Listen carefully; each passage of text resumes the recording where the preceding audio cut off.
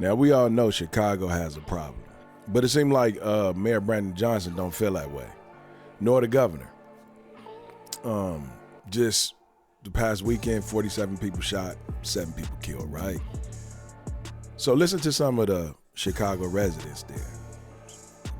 Brandon Johnson saying the residents is pretty much saying that they don't want him to come either, but listen to this.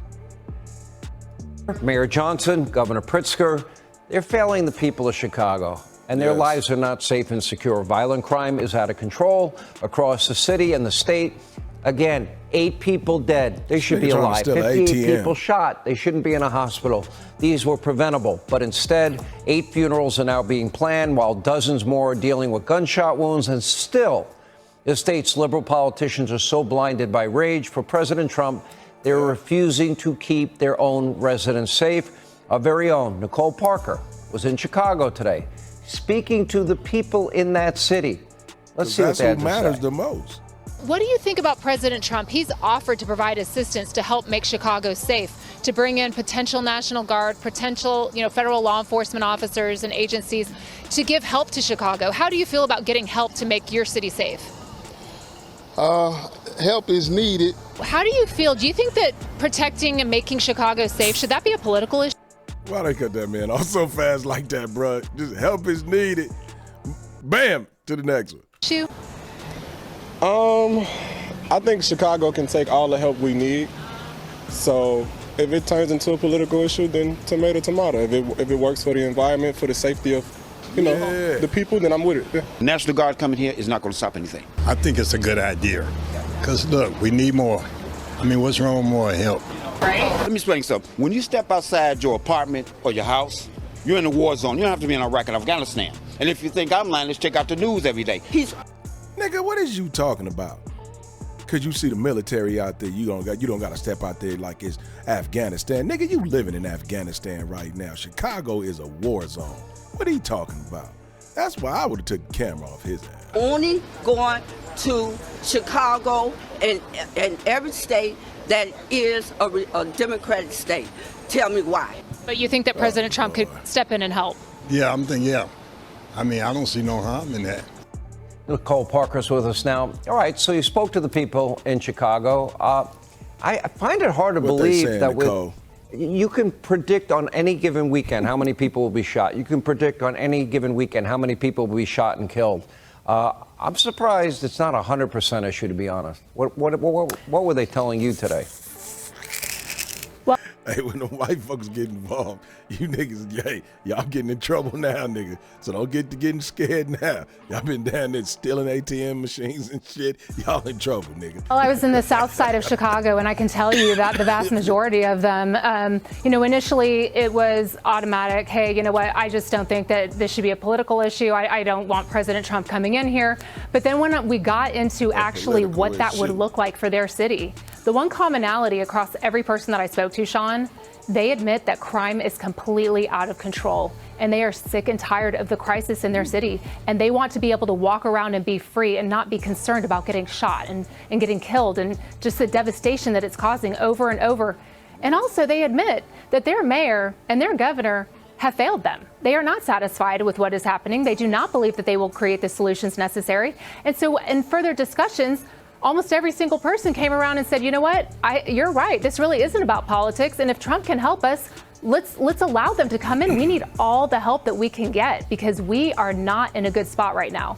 And so it was very interesting to see how when you take the politics out of it, this is not about politics. This is about keeping everyone safe, keeping everyone alive.